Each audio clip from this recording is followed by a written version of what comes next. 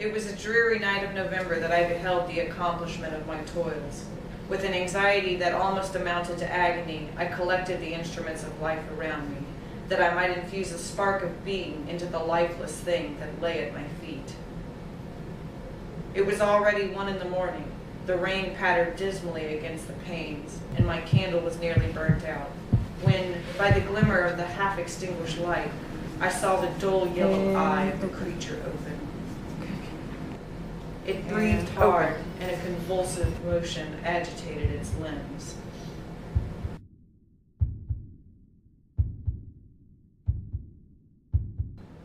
How can I describe my emotions at this catastrophe, or how delineate the wretch whom with such infinite pains and care I had endeavored to form?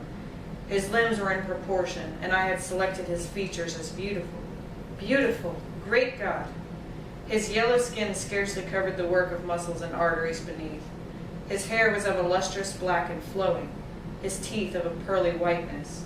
But these luxuriances only formed a more horrid contrast with his watery eyes, that seemed almost of the same color as the dun white sockets in which they were set. His shriveled complexion and straight black lips. The different accidents of life are not so changeable as the feelings of human nature.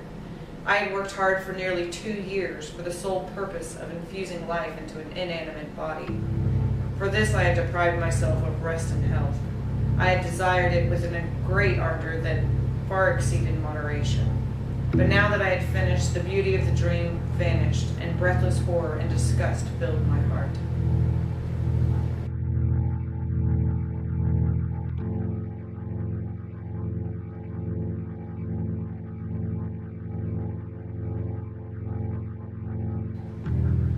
Unable to endure the aspect of the being I had created, I rushed out of the room and continued a long time traversing in my bedchamber, unable to compose my mind to sleep.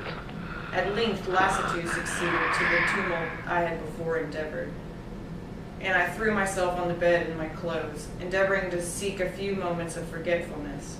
But it was in vain. I slept indeed, but I was disturbed by the wildest dreams. I thought I saw Elizabeth in the bloom of health, walking in the streets of Ingolstadt.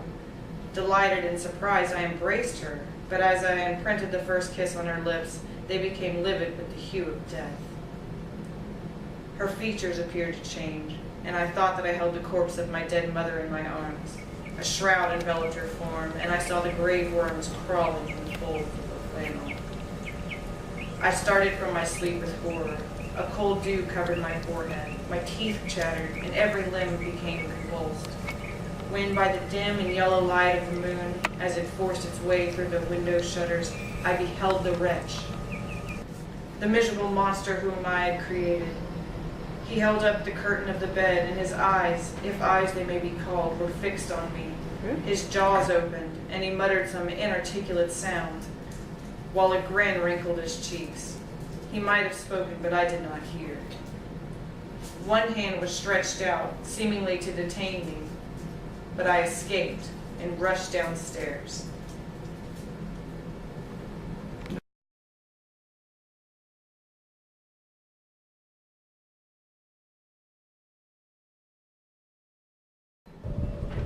I took refuge in the courtyard belonging to the house which I inhabited, where I remained during the rest of the night, walking up and down in the greatest agitation, listening attentively, catching and fearing each sound as if it were to announce the approach of the demonical corpse to which I had so miserably given life.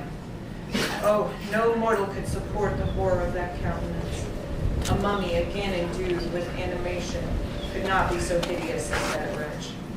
I had gazed on him while unfinished.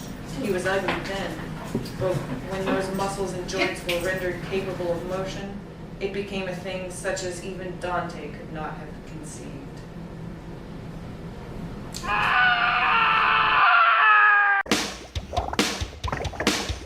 I was working in the lab late one night when my eyes beheld an eerie sight. For my monster from his slab began to rise, and suddenly, to my surprise, he did the mash.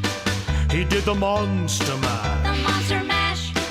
It was a graveyard smash. He did the mash. It caught on in a flash. He did the mash. He we did the monster mash. With my love Natari in the castle east, to the master